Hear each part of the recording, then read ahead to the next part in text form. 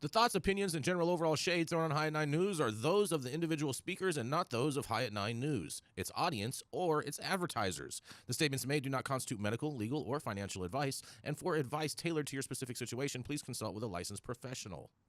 Welcome to the High at Nine News Hour, where you will hear from cannabis industry experts and professionals from around the country talk about important topics while shining light on global issues and discussing cannabis as it relates to politics, regulation and reform, data and technology, science, research and medicine, family and parenting, art, celebrities and entertainment, fitness, sports, mental health and wellness, and plant-based medicines and entheogenics.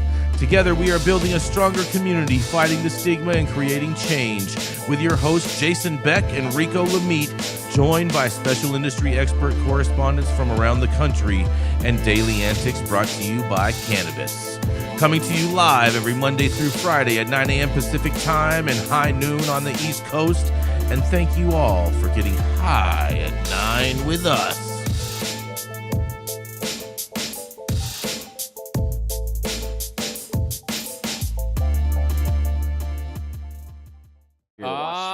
Yeah. Good morning, everybody. That's right. It is Tuesday, August 13th, and today is National Prosecco Day.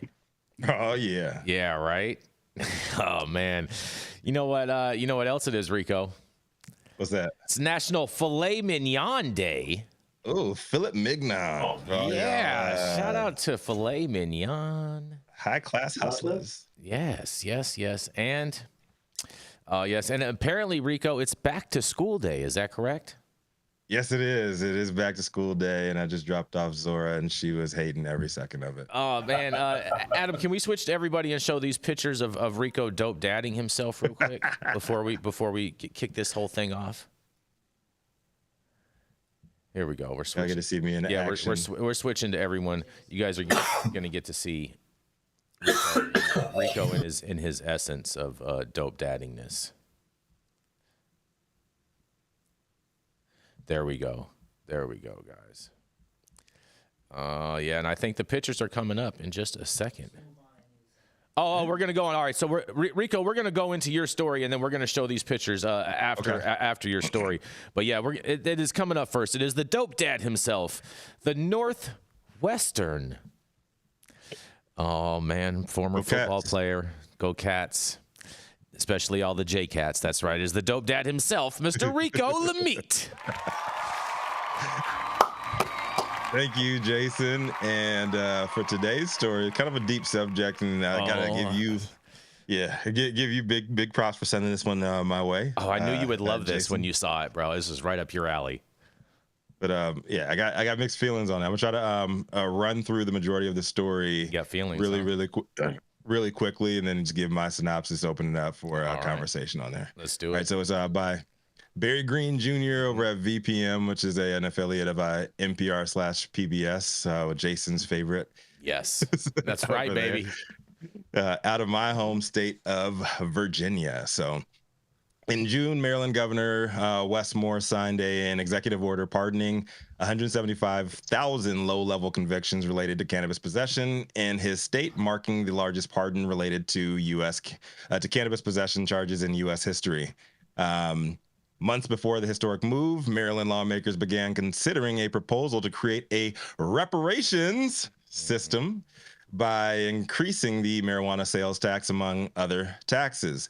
As the movements for Black reparations and cannabis justice slowly gain ground nationally, advocates in Virginia say it's high time for the, I missed that pun first time I read it. It's high time for the Commonwealth to begin addressing historic harms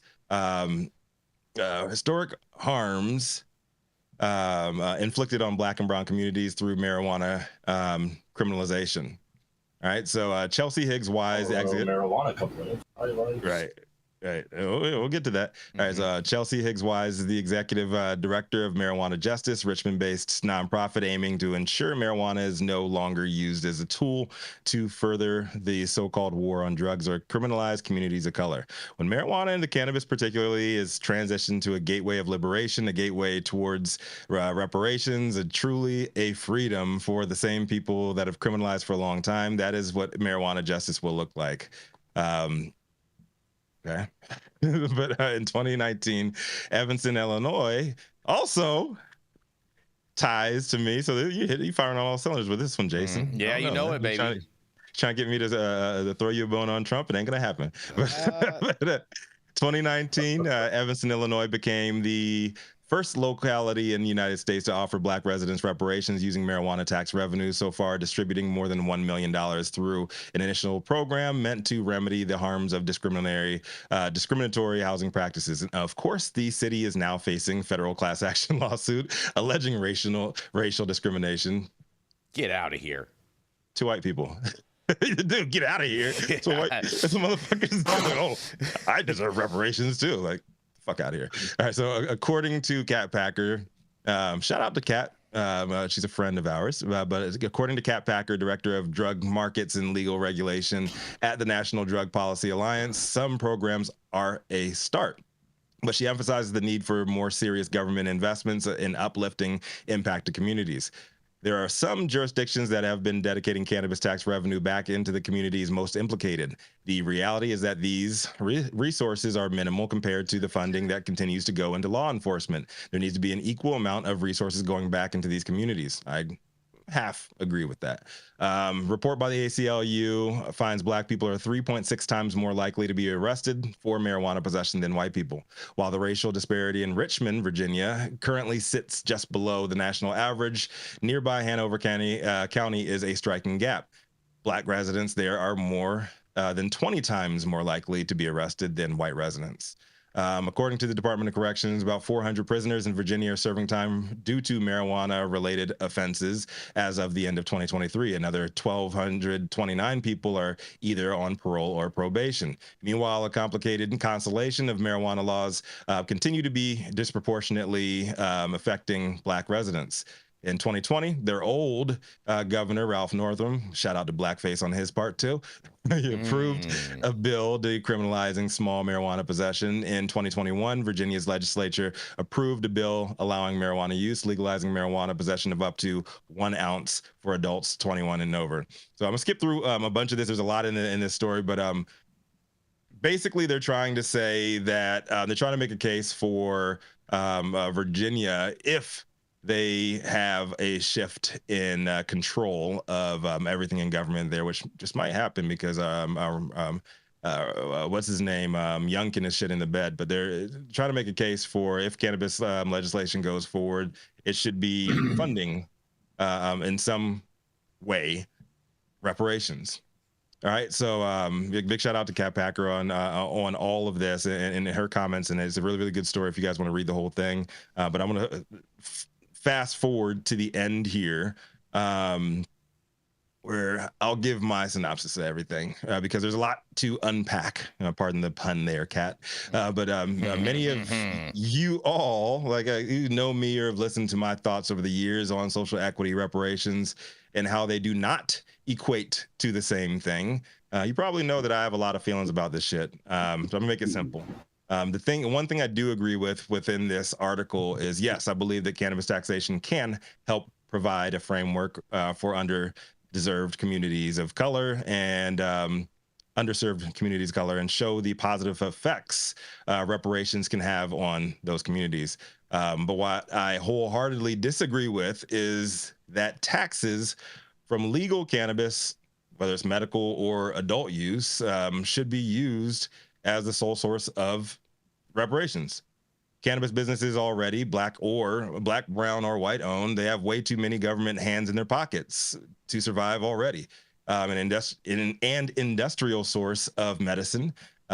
Healing the people should not be looked at as the solution for the problems continuing to be caused by every other damn industry pumping generational systemic problems into these communities. I don't think that it's sustainable solution, and all it's going to do at some point in the future is make the good white folks that are running these businesses resent the fact that they have to foot the bill for shit still going on freely by the hands of big pharma, big chemical, big alcohol, big oil, every other giant corporation that shits on our communities at will without paying any kind of taxes for it, if they're paying taxes at all. So yes, I believe reparations should be administered to folks that continue to suffer from racial bias and oppression stemming from America's chattel slave trade and the derivatives that have come after it.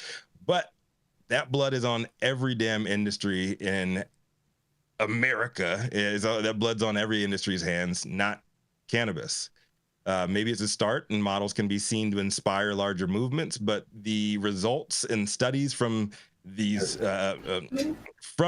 results will take years to be produced, even more years to devise a system scaled up for the rest of America to replicate.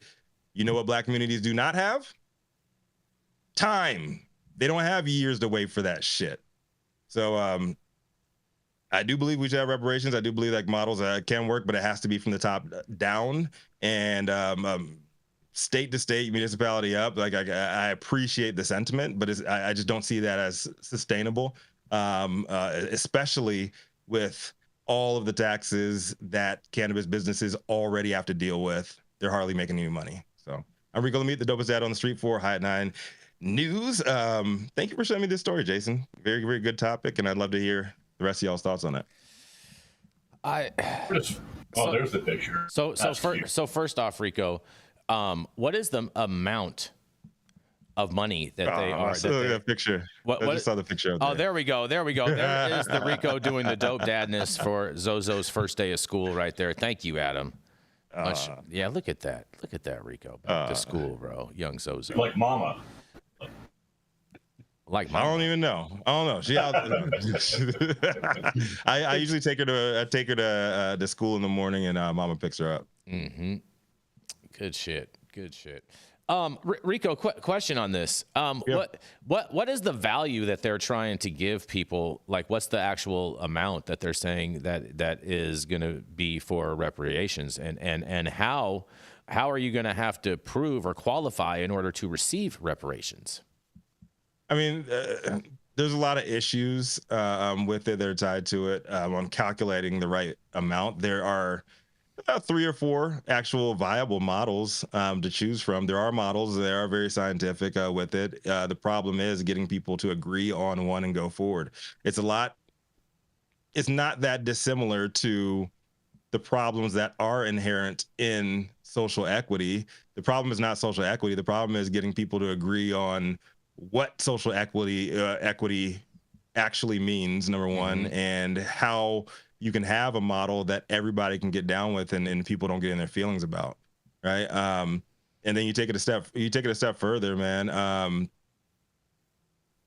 There's people that are just like flat out don't want to give up money, right?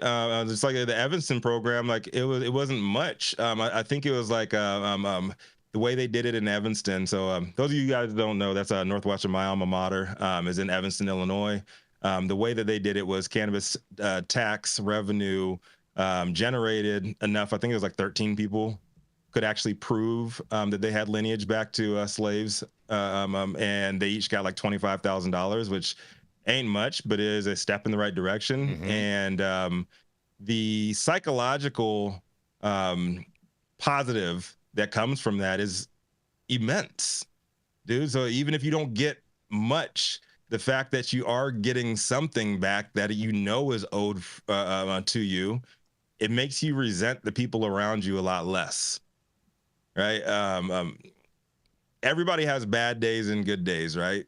It just so happens that Black folks in white communities have a lot more bad days than white folks do, right? And then you have like a bunch of other shit, from social media to whatever's on the internet to whatever's on the news. Like this shit just is psychologically beating you down. And then on top of that, you're broke because your mom was broke, your grandfather, your grandmother was broke, and it goes all the way back. And you start to blame shit on the system even more. And it sucks. So I would just argue that like some sort of comeuppance that shows that the system that has shat on you and your community actually is saying, yo, we're sorry, we fucked up. That's a positive. All right, so let's keep it at that. I don't want to ramble too much more on this. I think taking it from the marijuana tax, not a really good start for. Yeah, I don't think it's a good idea at all. Oh, suddenly it's marijuana's fault, right? Yeah, right. Shouldn't they be taking this money from the general fund as opposed to the marijuana taxes? Why? They have all this extra cannabis money. Come on, guys. Look at all this extra money coming in. That was my point exactly. But also, I just want to say, like, this is it's just kind of like a fake chit that they're giving, right? Because that's definitely not enough money to run a business. And then what happens is that this situation perpetuates, because then that company potentially goes out of business, potentially doesn't get an acquisition, and they just get steamrolled, and then that resentment just perpetuates more, right? Yeah. So it's like, hey, I'm not getting enough, you're not doing enough, and that's just the continuous scheme of this vicious cycle. So I don't know. I think like on one hand, it's great. They are doing what they can. On the other hand, that's not a help. That's actually not helping anybody. So how about some real help? How about actually coming up with and designing a pathway that helps, that's helpful? Maybe there's pro bono professionals that are also donating their time to that, so that there's not costs on top of those, situations for these business owners, that they're using that money that they're getting from the state or from these funds. I mean, it's a racket. Government's the biggest racketeer, and that's just the way it goes. Yeah, I think these big corporations should be the ones footing the bill. Mm-hmm. Like, they're the ones that are pumping poison and pollution continuously into poor Black communities. They should be the ones paying for reparations. What were you saying, Todd? I was going to say that there should be, the bank should get involved. There should be access to small business loans, right? Yeah. Let them get into business. Well, that's all we need. That's all we need. I think not just that. Banks. I think not just that, but also too, there needs to be certain tax credits that these businesses are eligible for, and certain fee waivers for a number of different filings and things like that need to be done. I think this might be a good step in the right direction. I'm not sure. We'll see how it pans out, because if we take a play from any social equity model in any of these states, they have all been absolute failures. Yeah, but they're failures in the right direction, and I just want to push back. How do you fail in the right direction, Yarrow? Well, look at Donald Trump. If you, he's not failing. He's doing nothing but winning right now. I don't know what you're watching.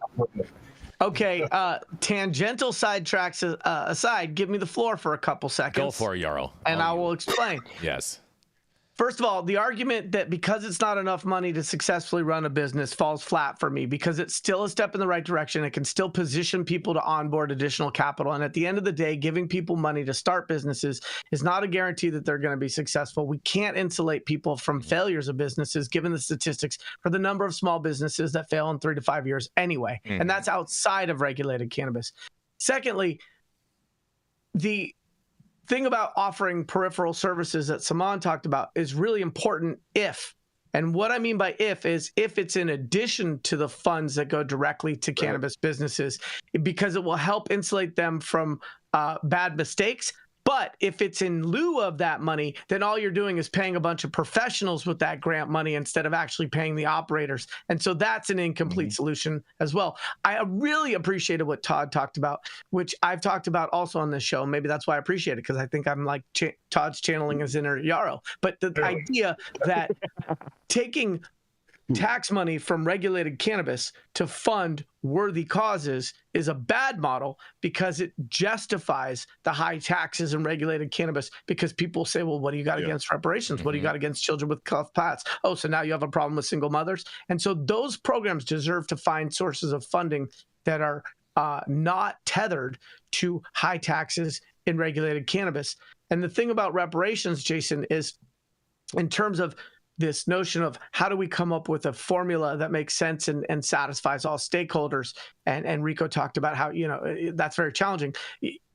what my belief is that you can't satisfy all stakeholders at all. And so No, if there's never. something that's better than nothing, I think, even the psychological benefit of the, oops, yes, we have a stain in our history. We're never going to be able to make up for this. But here is something. The here is something is the part that I think creates potentially societal healing around deep, deep generational wounds that that pain has been passed on. I did not live through the Holocaust, but I have grandparents who made sure that I was trotted around to every museum, talked to survivors, understood what the tattoo on people's arm was. I don't have a first person or second person perspective on it, but they made sure that that wound to our ancestry was communicated, not just with a never forget, but also with a, you have to understand what has been inflicted upon us, us. And so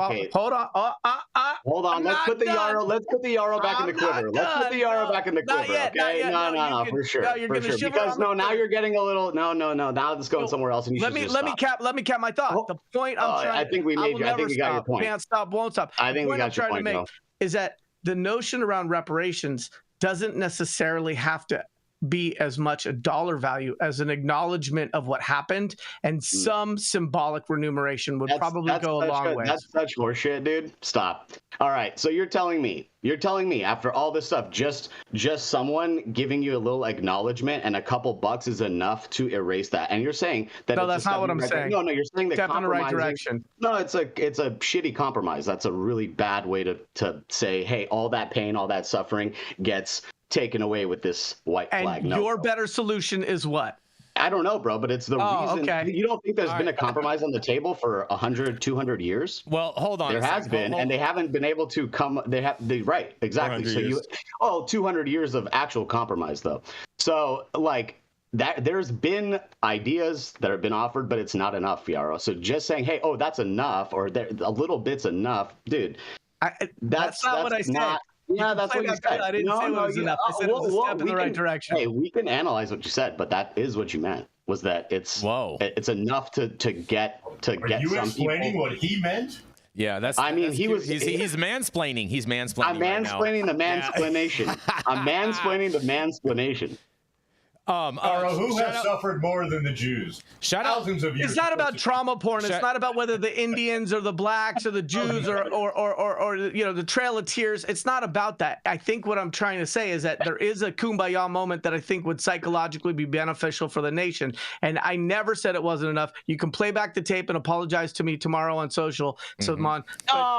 Please. Yeah, I know. Humility might not be in your forte. No, hubris is not in your vocabulary, though. But guys, we do want to acknowledge Troy Lawrence with a big old super chat who says, "Get in a business. Local jurisdictions is racist," he says. Yeah, man. Yeah, it is the system. I mean, to put a bow on this thing, Yarrow, I can say this straight up, as you as my Jewish brother in here. I think the path that you were going on before Saman jumped in there is there's a psychological play that actually does help when people admit to the wrong that they did, and you stop just. I can't explain it to people who have not been through that, or their people who have not been through that. Yeah, it does lift a burden of resentment off of you when you know that people are saying we fucked up, and for 400 years. But then what? I fucked up, but then what? So nothing. It doesn't even have to be all that. Is what I'm telling. I'm telling you. That's fine. As a black man, and these Trump supporters, all of you Trump supporters out there, I know you guys. It's okay. Like you guys don't like to apologize for a goddamn thing, but you know what? Apologizing does, even if it's not a full-throated, as Donald Trump likes to say. Apologies lays those golden bricks, bro. Apologies lay the golden bricks. Not hard work.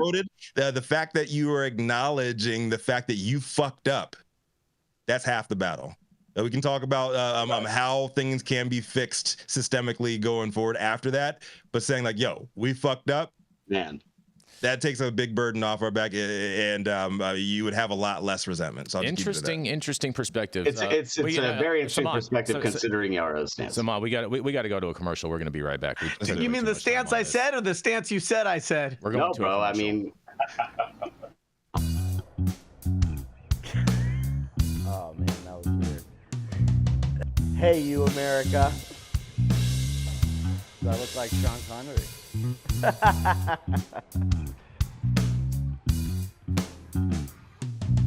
Good morning, America. Saman Razani coming to you live from sunny Los Angeles, California with the one and only highest host, Mr. Jason Beck, smoking on the best weed in the world. Did you know that we have an audio-only version of our podcast?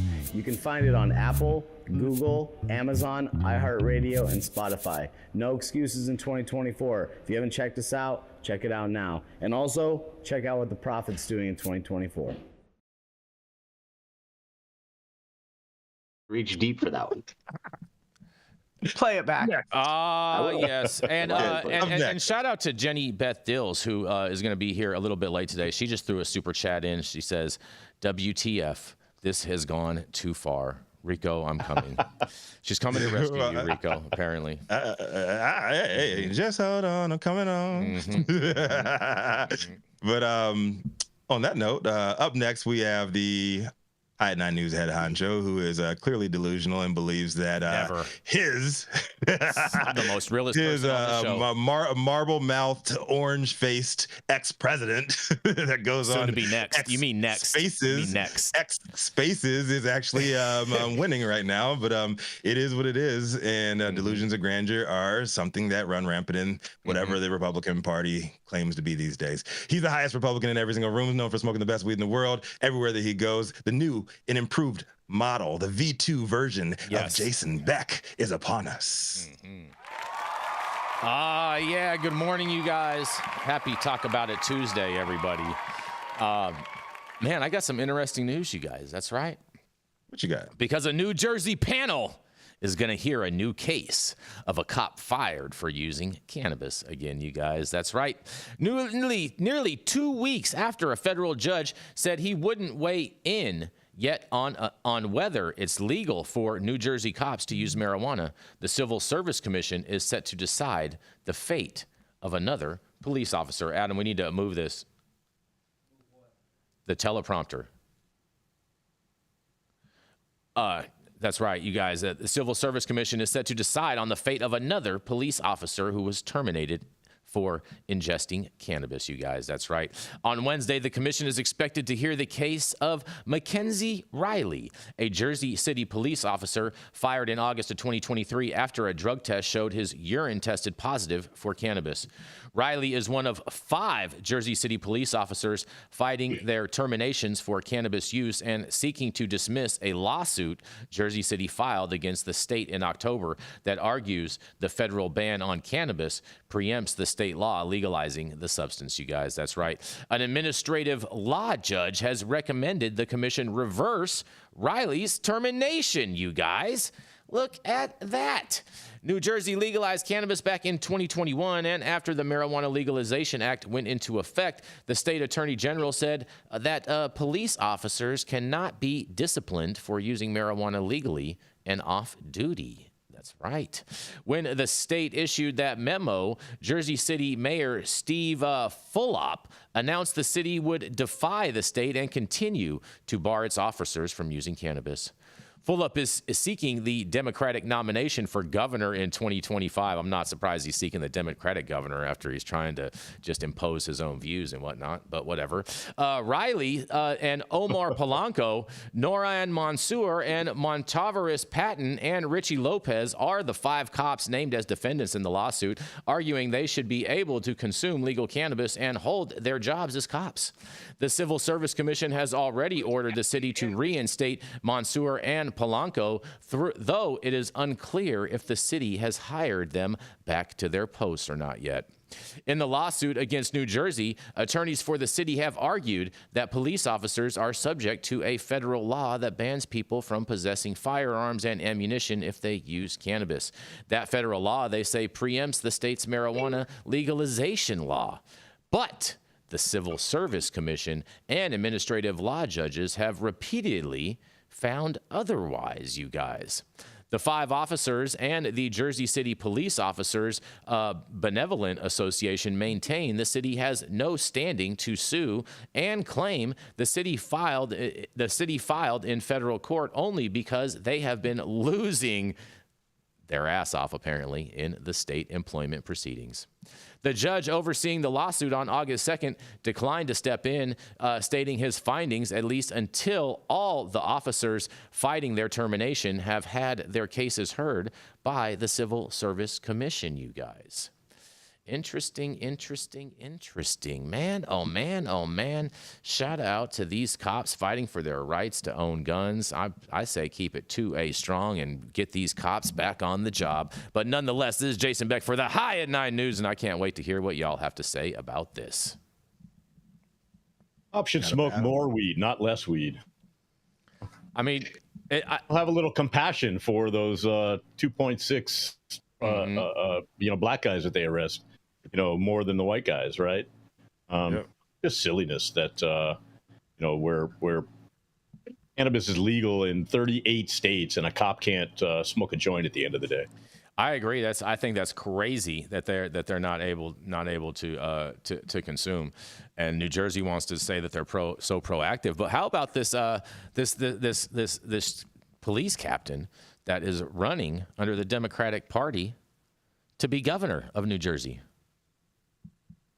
I don't trust cops. I don't think he has I mean, the only chance probably he has is being a cop in Jersey to win that seat, but I doubt that'll ever happen just because of the political landscape there. But I mean, look, we say you can't smoke weed, but like we know very well, like alcohol is so rampant with police officers, and domestic abuse and violence is super high with specifically that demographic. So I mean, yeah, I agree with Todd. Smoke more weed, drink less alcohol.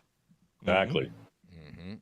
Solves lots of problems. The C Word just threw in a big old super chat. Thank you guys so much. I guess I'm gonna maybe get some filet mignon today. So thanks. So I'm gonna upgrade the Wagyu. Yes. The C Word says, "Yo, I can't figure out how to write a super chat that does not get struck down. If this one does not make it here, here is $2. Well, thank you so much, and that's a $4.99 super chat. So thank you so much, Mr. C Word. Thank you. We appreciate that very, very much. Yes, indeed. And just for that, you get the triple air horn. There we go. There we go. There we go. Is the big problem that they're carrying guns and they don't want them smoking weed? That's what they're trying to say is they're basically saying that federal law trumps state law, and even though the New Jersey says this and they've had rulings in the thing that they're going to file in federal courts and hope for a favorable jury to basically trump the previous judgments. But federal law trumps state law, but these people who are firing the police are actually trumping state law by having a local policy that's inconsistent with the state law. You're right. I mean, you're right about the truth that, is you can't fire a cop for hardly anything. I mean, terminating a law enforcement officer is like one of the hardest things to do from an HR perspective. You got 5 cops in this thing that are all saying, "Hey, we want our jobs," and there's no allegation that they've done anything incorrect while they were on duty at all. Exactly. I think the common denominator here is Trump. Stop it! Stop the cap, bro! Stop the cap. It's tough to fire a cop for even breaking into somebody's house and shooting them. Seriously. It was cops, teachers, and Catholic priests, right? They do like mad, messed up things. You can't fire them. But Todd, this story that we've been covering like on multiple we've been levels, covering this as it goes on. Over a year now, these particular cops in their jurisdiction in New Jersey, they have to buy their own guns, which I love that idea. If you're going to be using this shit like on the public, you need to be buying that. And the fact that they have to buy their own guns like makes them directly opposing federal law because if you want to smoke weed, like you shouldn't be able to buy a gun. You shouldn't be able to hold on to that gun. I mean, you should be able to. Maybe they should use some of that tax money and buy the cops some guns. I agree with Saman. Yeah, I think everybody should be able to carry a firearm, period. But I'm with that. According to federal law, I guess you can't. Not So, those medical marijuana patients, though. They might go crazy. right?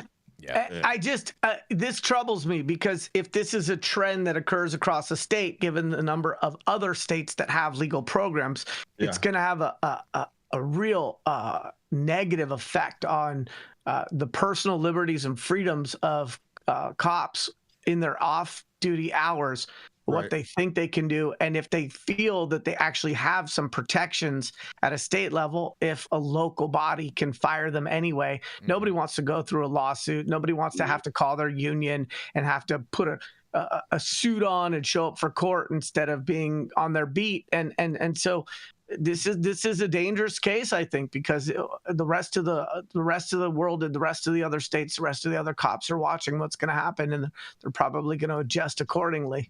Yeah, and not to mention all the moonlighting that cops do. I mean, they put themselves in more positions to have an incident where, you know, their use of whatever force they potentially use is at question and at risk because, you know, of their cannabis use. And what protections do they have outside of those working hours when they're moonlighting? They're still in uniform. I mean, like, there's so many implications. It's a really interesting story. We should keep looking at that one. Oh yeah, we're definitely going to keep following this story. What you want to say something real quick, Rico, and then we're going to move on. Yep. I'm just saying, like, this shows us how fucked up the system is because, you know, on a municipal level, they try to kick it all the way up to the federal level, and they say, like, oh, there's a state issue. They drop it back down to the state, and now the state's now using the federal rules to rule on this. This is a bunch of bullshit, and this is why I say burn it all fucking down. You know, back in the day when Terrence Hallinan was a district attorney in San Francisco, Marty Halloran and the other guy that was the head of the narcotics department, when they would still bust people for cannabis and whatnot, they would make this same assertion that they swore an oath to the Constitution to uphold federal law as well as state law. So therefore, they were upholding federal law when they would raid medical cannabis patients and things like that back in the day. So this is not an argument that is like brand new or anything else like that, but we're going to keep this train rolling right on in to the golden voice himself, Mr. Todd Denkin. He's the founder at DigiPath Labs out there in the great state of Nevada, the Silver State, as well as the founder of the Smuggleverse, where you can buy all of your digital dank. But where you're going to smoke that, who knows? That's right, is none other than Mr. Todd Denkin. Thank you very much. You smoke it in the Smuggleverse. That's where you smoke that weed. Thanks, guys. My story comes out of MJ Biz Daily and Chris Casacha. As Colorado marijuana complaint highlights ongoing testing scandal. Colorado's largest marijuana cultivator filed a lawsuit against Bonanza Cannabis Company, claiming the licensed operator knowingly infused products with hemp-derived THC, manufactured gummies, and vapes using harmful chemicals and sold them to consumers.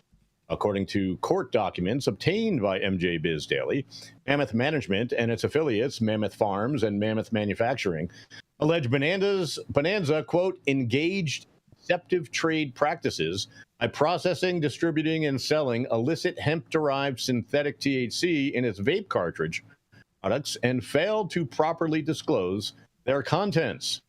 Under Colorado statutes, it is unlawful for any individual or entity to, quote, distribute, dispense, manufacture, display for sale, offer for sale, attempt to sell, or sell, unquote, any product containing synthetic cannabinoids.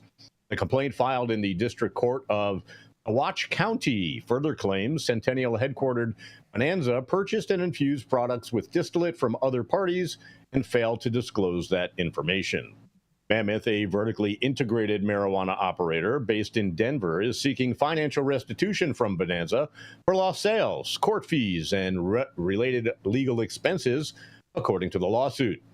The allegations in Colorado of creating illicit THC distillate from hemp is the latest scandal in the regulated marijuana industry, which is facing a mounting crisis over the validity of product composition, certificates of analysis from testing labs, and seed-to-sale tracking. Mammoth partnered with a third-party independent lab to run tests on several Bonanza products. According to court documents, Mammoth purchased gummies and vape cartridges on June 2nd at a Denver store operated by Bonanza. A COA confirmed the THC in those products was derived from hemp and produced through chemical conversion, Mammoth claims. Mammoth said in the lawsuit, quote, "These labels are false, misleading, and contain material representations. Bonanza knowingly and or recklessly engaged in deceptive trade practices by processing, distributing, and selling illicit hemp-derived synthetic THC." In a counterclaim filed July 26, C2CC, which operates as Bonanza, denied the allegations. According to documents obtained by MJ Biz Daily, Englewood-based C2CC said it does not manufacture THC distillate and hasn't purchased hemp materials. Bonanza said in its counterclaim that it only sources distillate from third parties and added its claims are supported through its records with Metric, the state-required tracking software. C2CC said in a statement, quote, "It buys THC oil from quality growers, extractors, and then uses these materials to create its vape and gummy products." The company also said that Mammoth offered to dismiss Bonanza from the complaint if Bonanza agreed to use Mammoth as its exclusive provider of wholesale oil for 2 years. The company said in a statement, Bonanza rejected this outrageous offer and subsequently served with an amended complaint. Is there a testing crisis emerging? Well, a series of recent incidents in regulated marijuana markets across the United States has eroded confidence in certified COAs and conversion processes used for THC distillate, while products continue to evade track and trace requirements. Last week, Oklahoma regulators suspended a major medical cannabis processor in the state for public health and safety violations, including failing to accurately track products. In Michigan, regulators in early August filed a complaint against a marijuana processing company they allege purchased vast quantities of unregulated THCA concentrate from outside the market and misidentified the product in state-mandated tracking records, among numerous charges. That breach, an emerging pesticide scandal in the California market that continues to damage consumer confidence in that regulated market. And in July, lab operators told MJ Biz Daily that some cannabis samples submitted for testing contain dozens of unknown compounds. California's Marijuana Enforcement Division, known as the Med, the state's chief cannabis regulator, issued an April notice warning operators that the agency initiated investigations following numerous allegations that hemp-derived cannabinoids, such as CBD. Those cannabinoids were converted into the THC concentrates, such as distillate or isolate, which was then added to regulated marijuana products, according to the notice. Med said that in the notice, if the division finds that a licensee is likely using chemically converted THC in the manufacture of regulated marijuana products, the division will recommend suspension, revocation of the license, and the imposition of a significant fine. A Med spokesperson told MJ Biz Daily that the agency does not comment on ongoing investigations. According to Bonanza's counterclaim, the Med has not approved a testing procedure to determine the presence of hemp-derived THC. Meanwhile, Mammoth amended its complaint and expanded its original lawsuit to include several other licensed operators. MJ Biz Daily is not identifying those companies because they had not been notified through traditional legal channels before this story's publication. I'm Todd Denkin with High at Night News, and I don't think this is a testing crisis as much this is a manufacturing crisis. What do you guys think? Oh, I see what you did there, Todd. It's a manufactured crisis. It is. I see that. Look at this. You see what I did there? I mean, it's like what entrepreneur out there is not going to do what they need to do to survive in a tanking industry, especially in a place like my home state. You know, it's not easy, but I'm not going to condone what they're doing, right? I think the problem is that this bifurcation, I say this a lot, this bifurcation has created this instance. We need to just reevaluate that, and everybody needs to push to make the singular change. And I think that there's obviously the emergence of some of these potential candidates for this presidency that want to do that. I don't know if they're actually going to do what they say, obviously, because they're full of shit, all of them.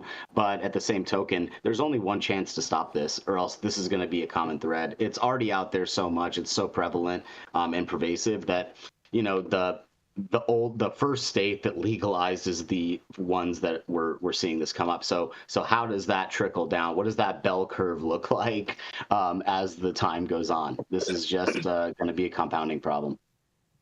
Yeah, I agree with Saman. The integration of hemp-derived cannabinoids and cannabis-derived cannabinoids into a single coherent regulated market is probably one of the biggest threats to regulated cannabis. I mean, think about AB 2223 here in California. What was really challenging for me on this article was the part where it says, the company also told MJ Biz Daily that Mammoth offered to dismiss Bonanza from the complaint if Bonanza agreed to use Mammoth as its exclusive provider of wholesale oil for 2 years. That part. Right. Again, the savvy entrepreneurs. You like the shakedown, No, Jason? no, that's called using the legal system to hijack people into doing business. So if they have Every prima business facie evidence of that in this civil trial, it makes every other claim and allegation suspect. If they can show that in writing, I think they're on firm ground. It's not business development, Rico.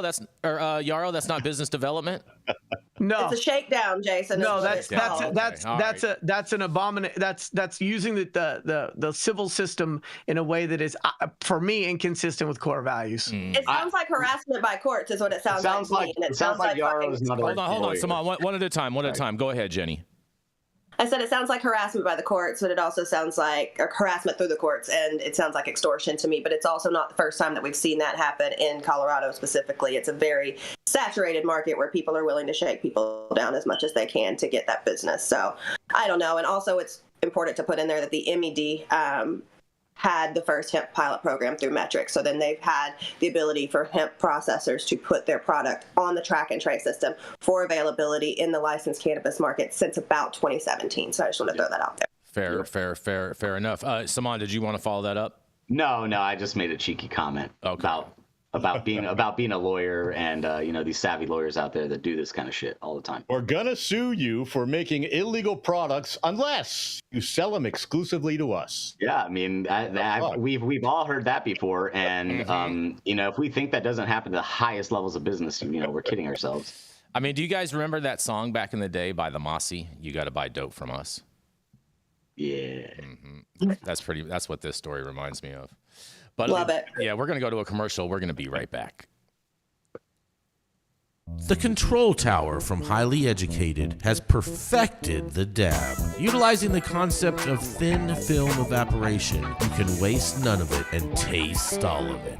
The micro texture of the SE pillar increases nucleation at elevated temperatures. And with the tower propelling at 2,600 RPMs, it's certainly the most efficient dab experience to date. The Control Tower from Highly Educated.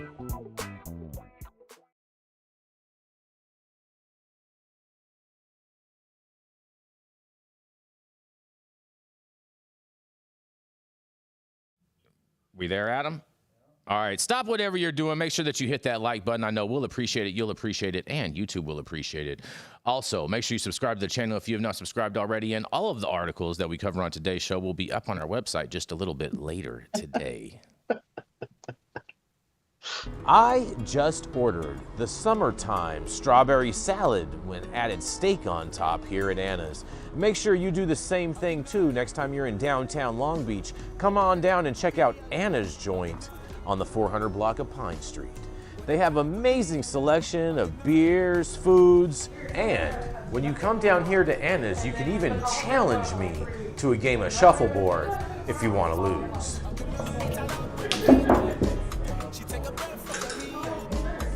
Did you get that? So, next time you're in downtown Long Beach on Pine Avenue, make sure you stop by Anna's Joint on the 400 block. Not only do they have Anna's Joint, this restaurant and bar, but they also have the amazing deli next door, and then next door to that they have a very exotic flower shop. You may want to stop by and say hi.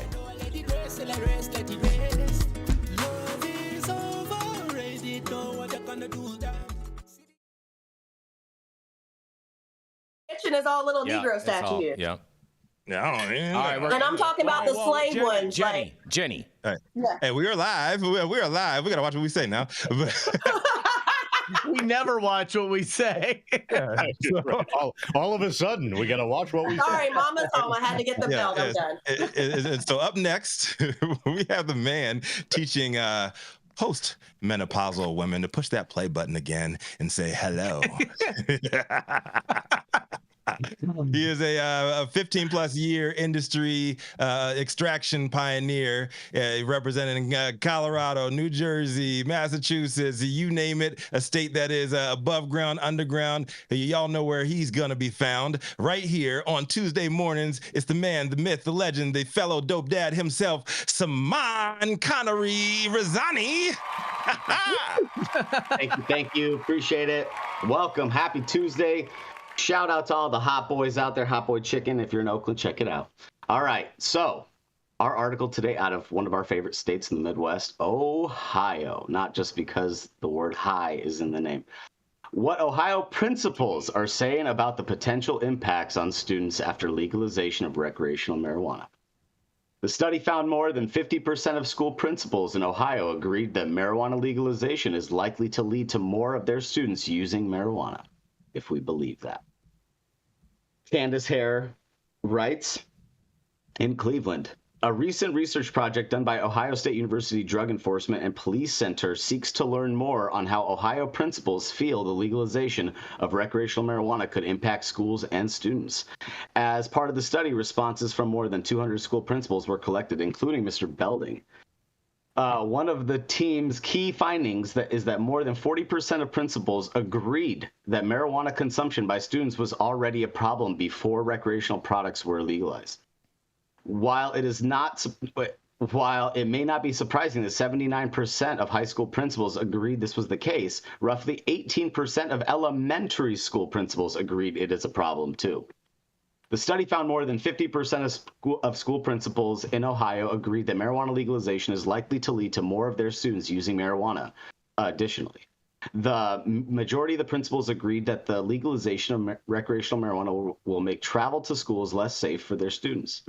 When it comes to what may be done to prevent increased marijuana usage by students, researchers found most principals agreed they are likely to increase marijuana-specific prevention education.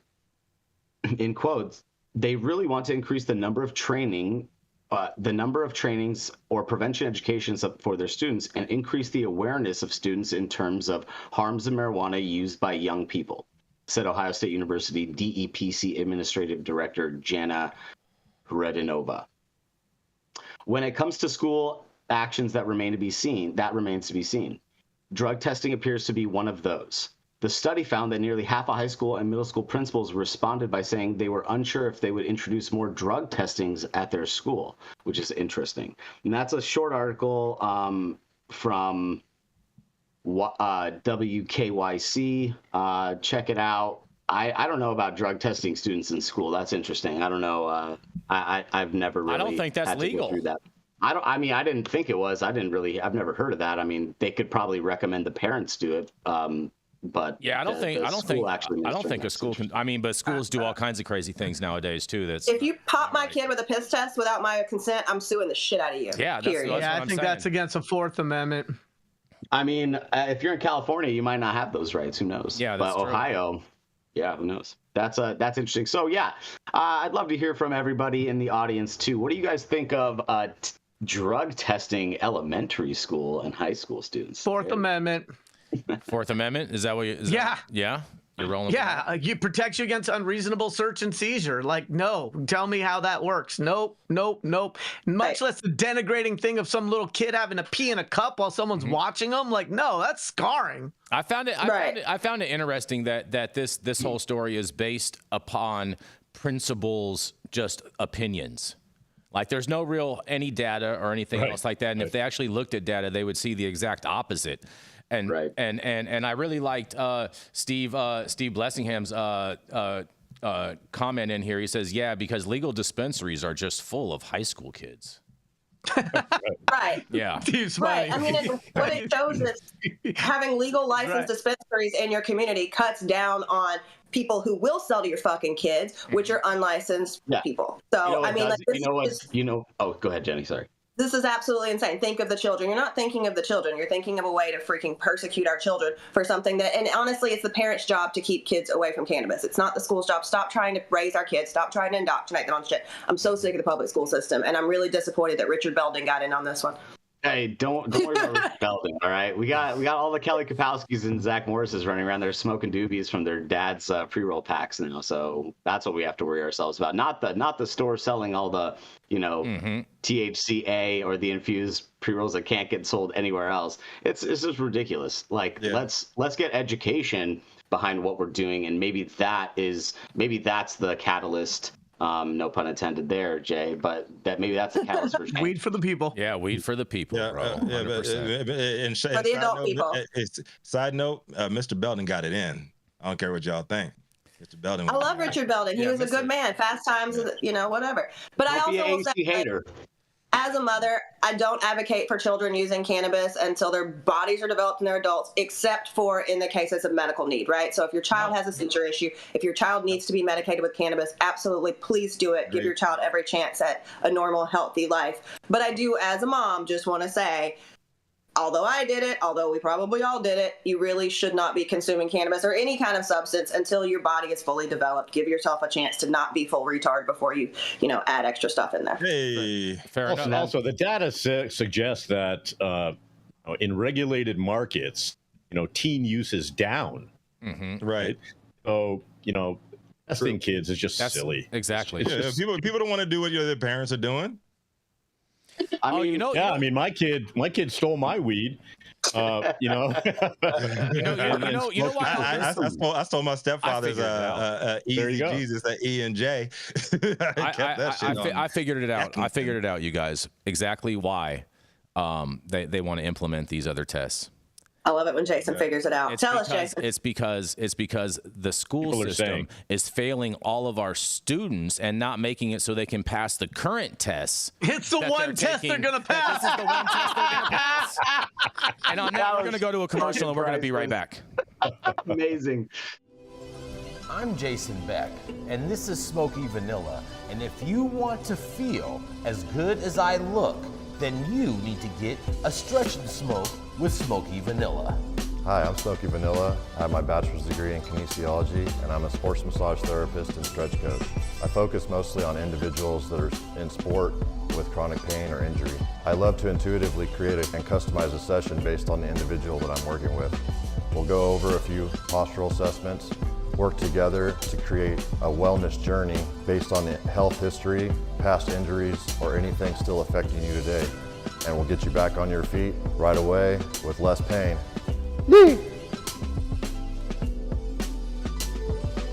We're about to stretch, and then we're gonna smoke, because we're gonna get on our stretch and smoke. If you want to feel as good as I look, then you need to come on down and get a stretch and smoke with none other than Smoky Vanilla.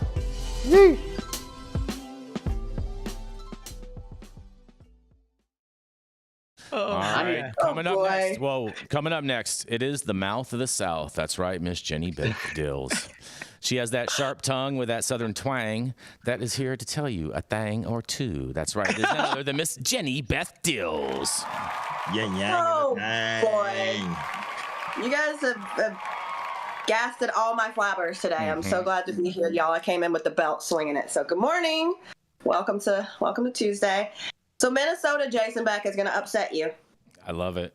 I love to be upset.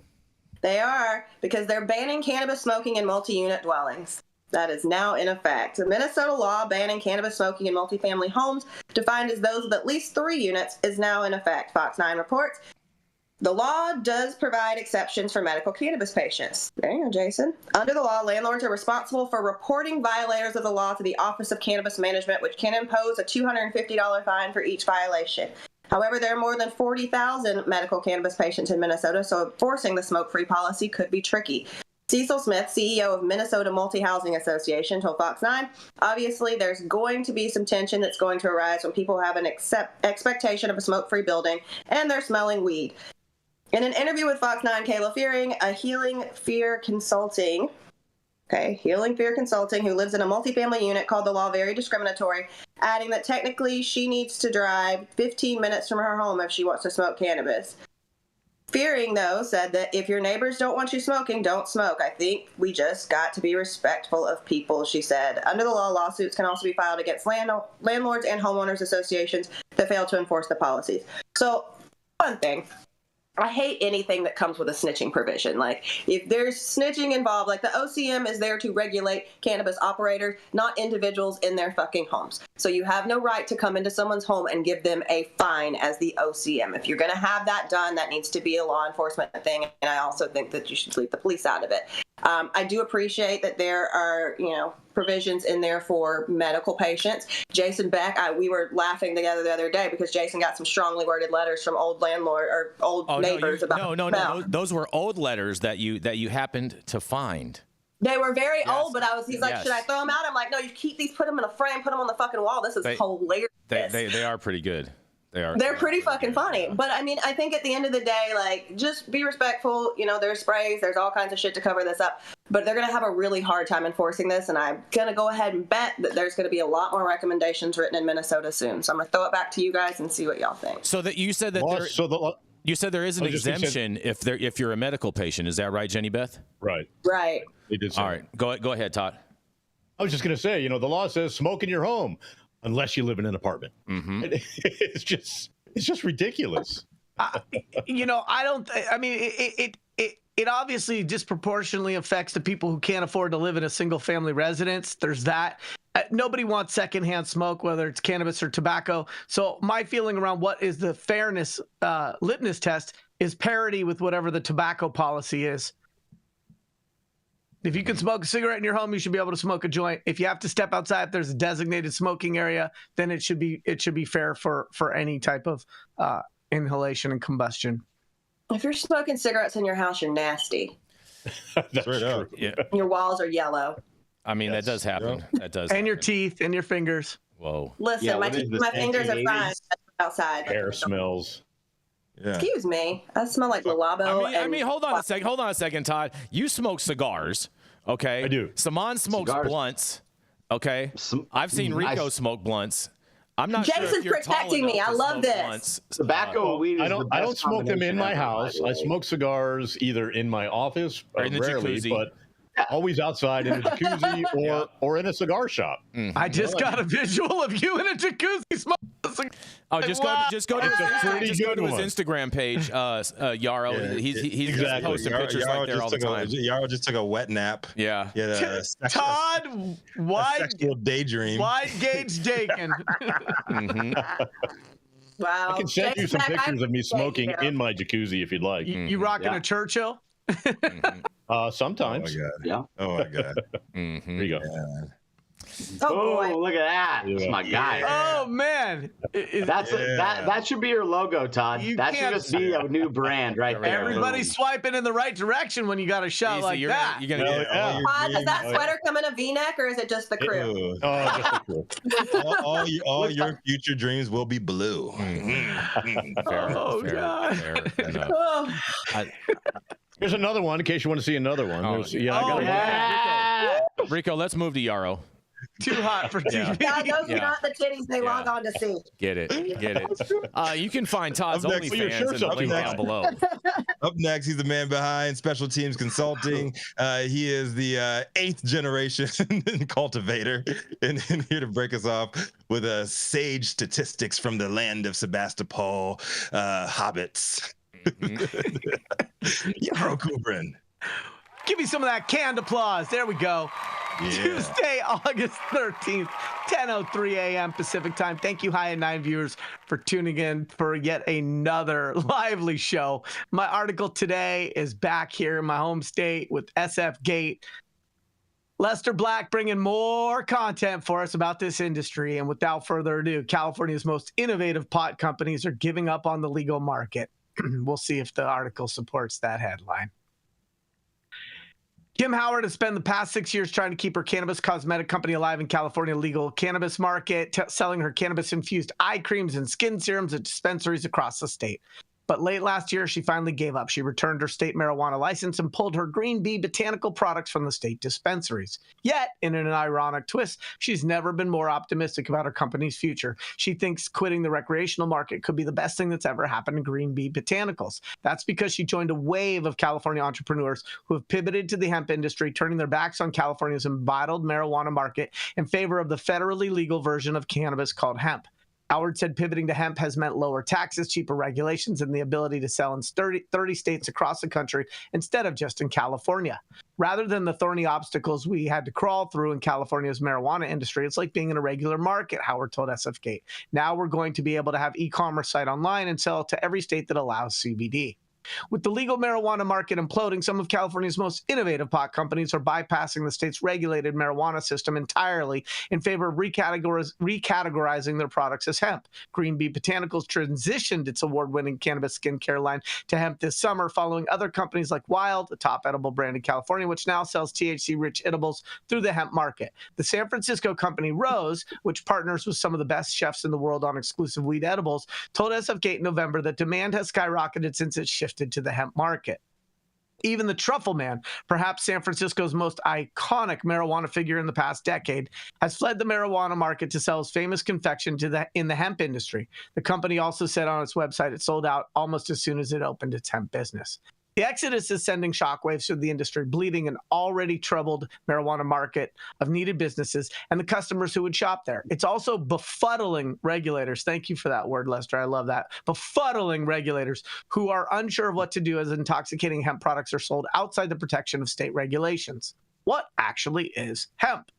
California's shift towards hemp was set in motion 6 years ago when an oversight in Congress accidentally set off a boom in a long-overlooked side of cannabis. For decades, federal law didn't differentiate hemp from marijuana. They were grouped together under the word marijuana on the list of Schedule I substances, the most restrictive class of illegal drugs in the country. In 2018, Congress decided to legalize hemp by removing it from the federal definition of marijuana. Separating the two pot categories is very difficult, however, as they are the same exact species, cannabis sativa, L. Scientists still actively debate how to differentiate hemp from marijuana, but nearly everyone agrees that Congress wrote an incredibly sloppy definition. Federal lawmakers decided that any cannabis plant that contains less than 0.3% delta-9 THC by weight was hemp, and everything else was marijuana. Here's the problem. Hundreds of active chemicals are in pot, and delta-9 THC is just one of them. Many of these other cannabis compounds get you high. Congress apparently didn't realize this, so lawmakers inadvertently legalized hundreds of different cannabis drugs like delta-8 THC, a slightly different version of a more familiar delta-9 THC. This has allowed a proliferation of hemp drugs that look nearly identical to the marijuana sold at state-regulated dispensaries. For example, Cookies, the most famous San Francisco pot brand, sells the THC hemp flower online, which the company says is not a huge amount different from regular THC, but is convenient, easy, and safe thanks to its legal standing. It looks nearly identical to the high THC marijuana flower pot sold at Cookies marijuana dispensaries. It didn't take long for the cannabis industry to find even more loopholes in the law, which has allowed them to sell delta-9 THC openly too. Rose and Wild sell hemp edibles that contain 10 milligrams of delta-9 THC, just as strong as THC edibles found at legal dispensaries.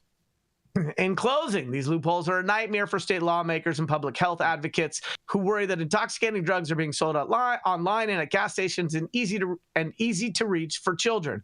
Congress legalized hemp drugs like delta-8 THC without establishing a federal minimum age for purchasing. These hemp products also face almost none of the product safety regulations that legal marijuana must pass through.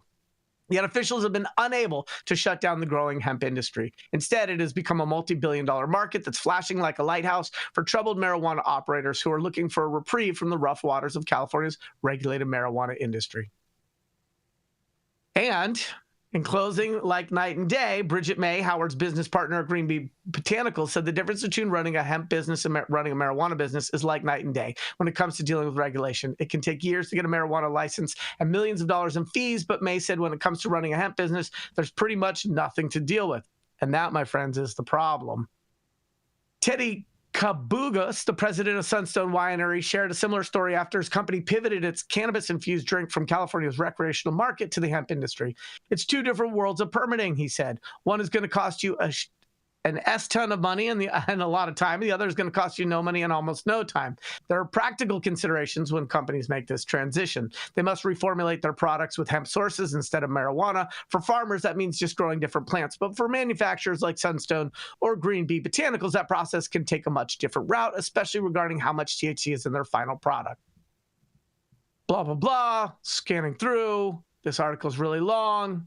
To make hemp even more enticing, companies no longer have to will no longer be required to charge their customers California cannabis taxes, which Howard estimates will make Green Bee botanical products cost 30% less.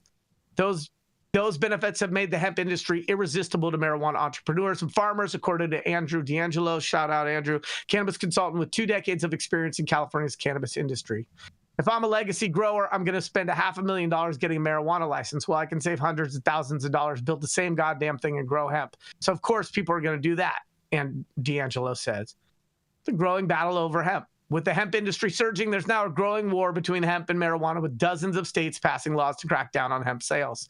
California lawmakers are jumping into the fray, proposing a law, that's AB 2223, that has erupted into controversy. Opposition to hemp has united strange bedfellows, bringing together the marijuana industry with public health advocates who have spent years attacking pot. Licensed marijuana companies are angry at hemp industry can sell nearly identical products without paying steep licensing and other regulatory costs. Public health officials are concerned underage youth have access to hemp products sold online without age verification. So I could keep going on. This article is quite long, but I think y'all get the gist here. We're at this crossroads. We're covering this in a variety of other stories, including the one that Mr. Denkin covered earlier with the lawsuit between 2 Colorado companies. This is Yarrow Kubrin, High at 9 News. I would like to know what my other panelists, pundits, and cohorts think and feel about the article I just covered today. Well, that was funny, but I want to just say shout out Teddy Kabugos. He's right here in Santa Barbara County, Sunstone Wineries, a great friend of ours, and they actually produce right down the road with our friends at Green Rush. Shout out Green Rush. And they also produce Hello Again at their manufacturing facility. So, he's absolutely right. I mean, there is it's such a steep barrier of entry financially that it doesn't make sense. And so that's why people are going that way. But that's why we've seen the proliferation. And I was just on a, call with a alcohol distributor, one of the biggest in the United States that will remain nameless. But we're talking the beverage distribution game, and we're talking what it's like and what it's like in the future. And I'll tell you right now that the cat's out of the bag, but there's no stopping it if the feds reverse their decision here, and we do see a retraction and not an advancement in these rulings and these changes into that farm bill. But we see it here. I mean, you go into any Total Wine, you go into any Bevmo, you go into any store, you're going to see a beverage in there, and I would love to see what the sales are like, but I know that the distribution, has been opened up for a lot of that stuff. So it's just like, it's a whirlwind. If you're in the cannabis regulated market versus the hemp market, it's a whirlwind for you to realize what's happening. And it's kind of unfortunate because the work has been done by a lot of people. So it's it's something that I don't know if a sorry would even fix. Mm-hmm. I mean, sorry that you couldn't make it. I mean, that sucks. And I feel bad for people. I feel bad for anybody losing their money. But I also want to say a lot of these people that are like, oh, I'm out, I'm going to hemp, probably shouldn't have been here in the first place. They were coming in because they were Green Rush. They got a little excited. They're like, oh, I'm going to make millions and millions and millions of dollars. This industry is the fastest way to lose $1 million, not make it. Mm-hmm. That's right. It's definitely not for the heart. I'd love to see the numbers. I would love to see the numbers first. But just judging, they don't want to show those numbers, bro. It's embarrassing. I know that. Okay. But yeah, just giving it the eye test, I do have to side with Jenny Beth on this one. Like it's a lot of folks that just couldn't make it. That are going hemp, they're going to shrooms and trying their hands in those markets. But is that why there's so many people in the psychedelic space? Yes, the same thing that happened. Especially the first wave. Yeah, especially the first. Sense.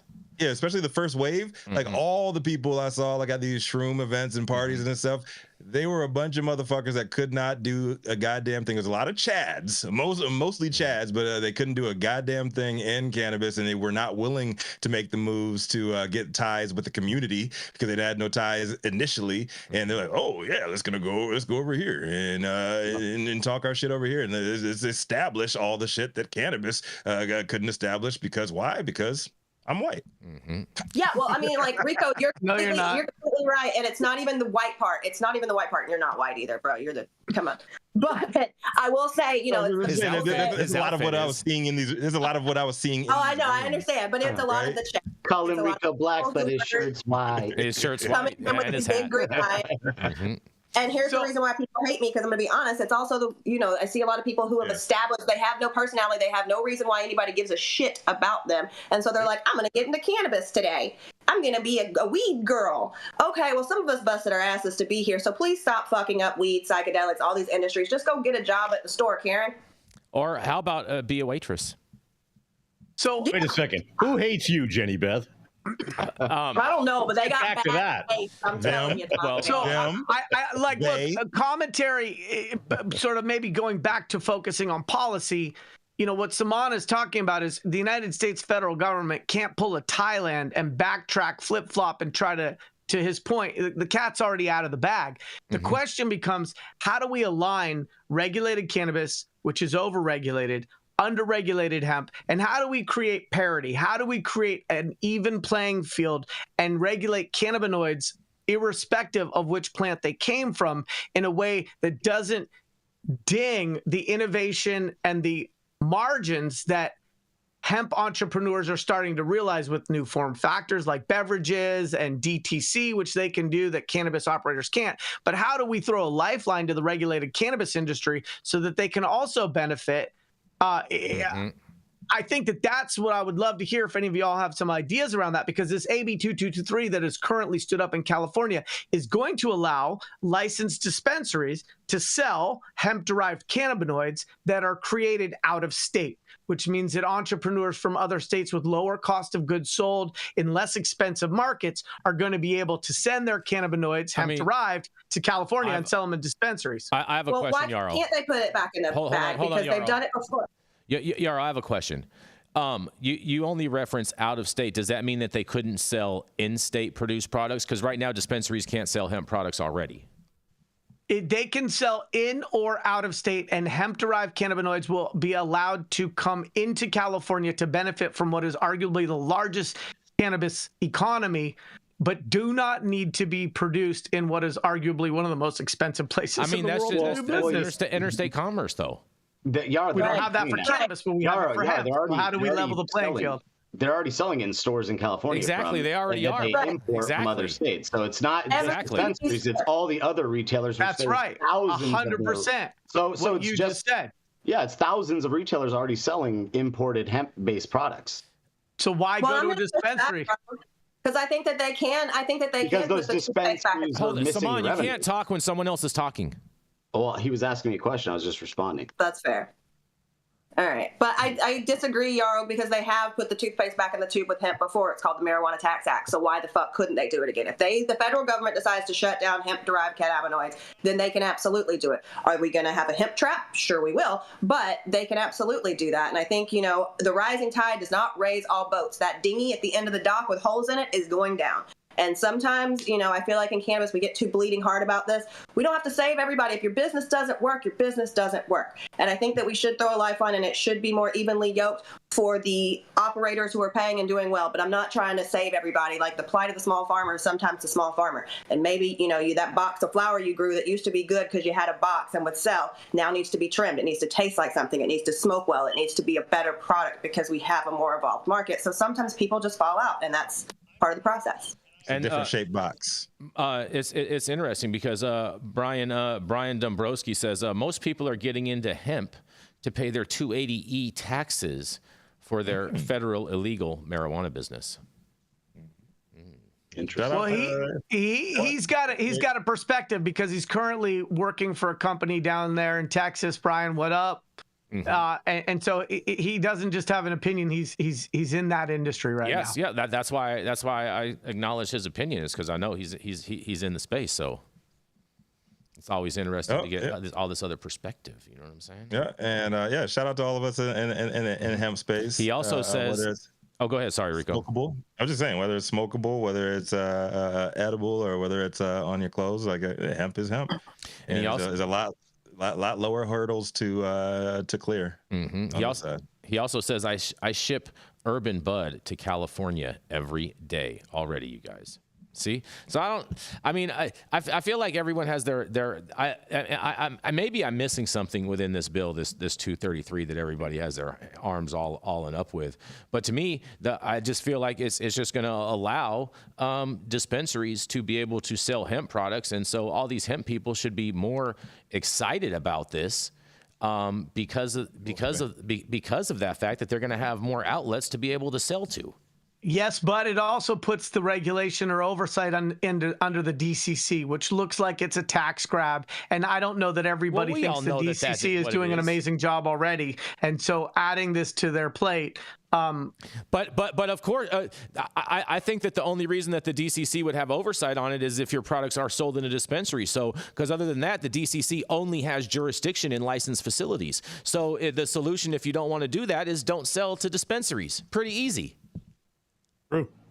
Yeah. I don't see why all these people all up in arms about all this craziness, losing sleep over it. Doesn't even make sense to me. Yeah. Like I said, we'll see what happens. We'll see what happens when it actually happens. And I think people, just like you said, Jason, like people losing sleep over it. Like now, like we'll see. Yeah, exactly. we'll see. You know, there's chaos is a ladder. Grab a rung, get yourself up. So on that note, thank you all for joining us for yet another episode. Today was very spicy, gotta say. Talk about it Tuesday, bro. Talk about it Tuesday here at High at 9 News. You can catch us live weekdays, 9 a.m. Pacific, high noon on the East Coast. Big shout out to our super fans showing love, getting their comments posted live on the big screen, the C word, and our very own JB Dills making it drizzle on us today. And thank you guys for that. Look at Todd. And yeah. Oh yeah. Oh boy. Oh my God. We saw Todd's hot tub pictures. Today was extra spicy. You caught me off guard with that one. There you go. This is the cigar picture we're seeing. Yeah. There you go. That's a much better picture. But also our live audience and online supporters catching us across all media platforms, tuning in each day to the headlines of chaos, also known as the developing cannabis industry, to our live vetted correspondents tuning in from all over, bringing us much needed variety of perspective and your respected opinions to the table. Our production team, Cloud Media Partners, all the sponsors keeping the lights on and AV struggles to a minimum. As always, Cannabis Sativa L, the reason why we show up to read these headlines every single day. Thank you. It has been Tuesday, August 13th, 2024. The show's over. You have all been blessed with the top industry headlines. Hope it's enough for you to put in your pipe and smoke at least until tomorrow. My name is Rico Lamitte, the dopest dad on the street for High at 9 News, America's #1 source for daily cannabis news. And today I'm kicking things back out to the Las Vegas granddaddy of thirst himself, Mr. Hot Tub Time Machine, Todd Denkin. Give him a little hydration. It may not be what they want, but you know it's what they need. That's true. I'm just saying, smoke them if you got them, wherever you are. And let's not worry about being nice to our neighbors. Right? Just smoke them if you got them. It all come out in the wash. I'm not mad at that. That's right.